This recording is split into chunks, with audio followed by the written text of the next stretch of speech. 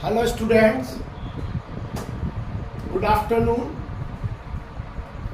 It is my 7th video. ये 7वीं video है life process for 10th class students. Respiration in human being. देखिए, we are the multicellular animal. We have a well developed respiratory system. तो that respiratory system consist of different parts. सबसे पहला nostrils and nasal chamber. सबसे पहले देखिए, these are the two openings. These openings are called the nostrils. ये nostrils open into a chamber which is called nasal chamber. ये nasal chamber है, उनके अंदर नॉस्ट्रल्स होते हैं. और nasal chambers are divide by a nasal septum. इन दोनों चैम्बर के बीच में एक सेप्टम का मतलब वॉल. सेप्टम का मतलब वॉल. एक वॉल प्रेजेंट होती है जो दो में डिवाइड कर देती है. और नेजल चैम्बर में नेजल हेयर्स होते हैं और म्यूकस मेम्ब्रेन होती है. Mucus membrane and nasal hairs they filter the dust particles and germs. उनको बॉडी में अलाउ नहीं करती. वो सारे हमारे नेजल हेयर और म्यूकस जो है उसको रोक लेती है इन द नेजल चैम्बर. अब यहां पर नेक्स्ट आता है फेरिंक्स. फेरिंक्स और थ्रोट. इस फेरिंक्स में हमारा लैरिंक्स होता है जिसको हम वॉइस बॉक्स भी कहते हैं. इसको हम वॉइस बॉक्स भी कहते हैं, लैरिंक्स. और ये लैरिंक्स जो है यहां पर खुलता है. और ये जो लैरिंक्स है it is made up of cartilage. ये कार्टिलेज का बना हुआ था जो कि फेरिंक्स के अंदर होता है, मतलब at the tip of the trachea. और यहीं पर हमारे लैरिंक्स में एडम एप्पल होता है, यानी कि कार्टिलेज का बना होता है. मेल के अंदर ये कार्टिलेज जो है प्रोजेक्टेड होती है जिसको हम एडम एप्पल कहते हैं. ये मेल में प्रेजेंट होता है, फीमेल में एब्सेंट होता है. ये आप ध्यान रखना कि ये मेल में प्रेजेंट है, फीमेल में एब्सेंट. अब ये जो ट्रैकिया है, इस ट्रैकिया में अगर आप देखें ये होलो ट्यूबुलर स्ट्रक्चर, लॉन्ग है, होलो ट्यूबुलर स्ट्रक्चर. इसके अंदर यहां पर ये शी शेप कार्टिलेजनस रिंग है. और these cartilaginous ring provide the support to the wall of trachea. Trachea या विंड पाइप की जो वॉल है उसको सपोर्ट करती है एंड प्रिवेंट द कोलेस्ट्रिन. उसको बंद नहीं होने देती. 24/7 डेज खुली रहती है trachea due to the cartilaginous ring. अब ये जो कार्टिलेजनस रिंग है इसको सपोर्ट कर रही है. और at one end of the trachea which is towards the pharynx, जो फेरिंक्स की तरफ है वहां पर आपका ये वॉइस बॉक्स है. इस ट्रैकिया के पीछे फूड पाइप होता है. Behind the trachea food pipe होता है. अब फूड पाइप और ट्रैकिया के बीच में एक फ्लैप लाइक स्ट्रक्चर होती है जिसको आप एपिग्लोटिस कहते हैं.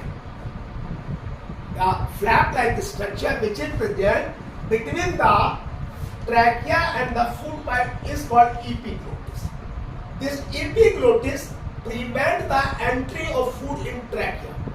आप खाना खाते हैं वो ट्रैकिया में फूड ना चला जाए, इसको रोकने का काम एपिग्लोटिस करती है. अब ये जो ट्रैकिया है नीचे आकर के डिवाइड हो जाती है ब्रोंकाई में और ब्रोंकस.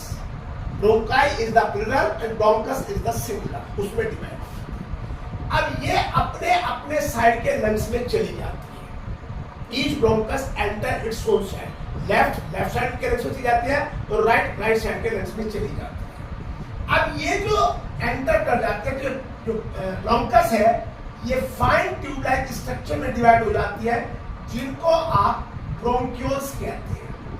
इनको आप ब्रोंक्यूल्स कहते हैं. ये ब्रोंकस हो गई और ये ब्रोंकस जो है ब्रोंक्यूल्स में डिवाइड हो जाती है. क्लियर? और इसके बाद आता है लंग्स. लंग्स हमारे थोरेसिक कैविटी में प्रेजेंट होते हैं. वन पेयर लंग होता है जो कि थोरेसिक कैविटी में प्रेजेंट होता है. Each lung is enclosed by a pleura membrane. दोनों ईच लंग के चारों ओर एक प्रोटेक्टिव कवरिंग होती है जिसे प्लूरल मेम्ब्रेन कहते हैं। ये protect the lungs from the injury और any infection. Each lung has the balloon shape structure. अब देखिए जो ये हमारी ब्रोंक्यूल्स हैं, इनके जो एंड हैं वो डायलेटेड हो जाते हैं, बैलून शेप स्ट्रक्चर हो जाते हैं, और इन बैलून शेप स्ट्रक्चर को हम एयर सैक या एल्वेलाई कहते हैं। और ये alveoli are the main site where the exchange of gases take place. क्योंकि ये जो membrane of the air sac है ये थिन है और परमेबल है, और इसके चारों ये ब्लड वेसल्स प्रेजेंट होती है। ये ब्लड वेसल्स है, ये blood vessels lungs vessels they are present around the air sac. तो यहां पर जब एयर सैक में ऑक्सीजन आती है, जब एयर सैक में ऑक्सीजन आती है, एयर आती है, तो यहां पर this air exchange with the CO2 of the blood vessels. तो by the process of simple diffusion, by the process of simple diffusion। लेकिन क्या होता है, जो मल्टी सेलुलर एनिमल्स हैं जैसे ह्यूमन बीइंग है, काऊ है, बफेलो है, इनमें रेस्पिरेटरी पिगमेंट होता है जिसको आप हीमोग्लोबिन कहते हैं और HP। ये haemoglobin pigment transport the oxygen and CO2। Oxygen को लेके जाता है टिश्यू के अंदर और टिश्यू से CO2 लेके आता है लंग्स के अंदर। This function is perform by the haemoglobin.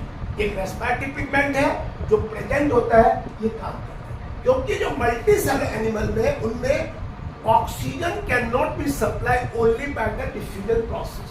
ये जो डिफ्यूजन की प्रोसेस है वो एनफ नहीं है to supply the oxygen to the whole body. अब यहाँ देखिए, जब ये ऑक्सीजन ऑक्सीहीमोग्लोबिन के साथ टिश्यू में जाती है तो वहां जाकर फूड का ऑक्सीडेशन करती है, फूड को बर्न करती है, फूड का कंबशन करती है, जिसको हम सेलुलर रेस्पिरेशन और टिश्यू रेस्पिरेशन कहते हैं। इस सेलुलर रेस्पिरेशन, टिश्यू रेस्पिरेशन में एनर्जी प्रोड्यूस होती है, एनर्जी प्रोड्यूस होती है। ब्रीथिंग में एनर्जी प्रोड्यूस नहीं होती। देखिए ब्रीथिंग का मतलब होता है, ब्रीथिंग का मतलब एक्सचेंज ऑफ गैसेस, और एक्सचेंज ऑफ गैसेस कहाँ होता है, एयर सैक में होता है। Exchange of gases is take place in the air sac, क्योंकि एयर सैक हमारे डेलिकेट मेम्ब्रेन के बने होते हैं और जो परमेबल है, जिससे ऑक्सीजन CO2 का एक्सचेंज हो जाता है by the process of diffusion. और जब ब्रीथिंग होती है, उस ब्रीथिंग के लिए हमारे लिए रिब्स चाहिए, वर्टिब्रल कॉलम चाहिए और डायफ्राम चाहिए। ये सारी चीजें, ribs, vertebral column and diaphragm are needed for breathing, क्योंकि इनके कॉन्ट्रैक्शन रिलैक्सेशन से size of thoracic cavity increase होता है। आज मैंने यहाँ पे असाइनमेंट दिया है, आप इसको वीडियो में असाइनमेंट करें और इस असाइनमेंट को आप करें, और करने पर प्रॉब्लम अगर आती है तो यू कैन आस्क फॉर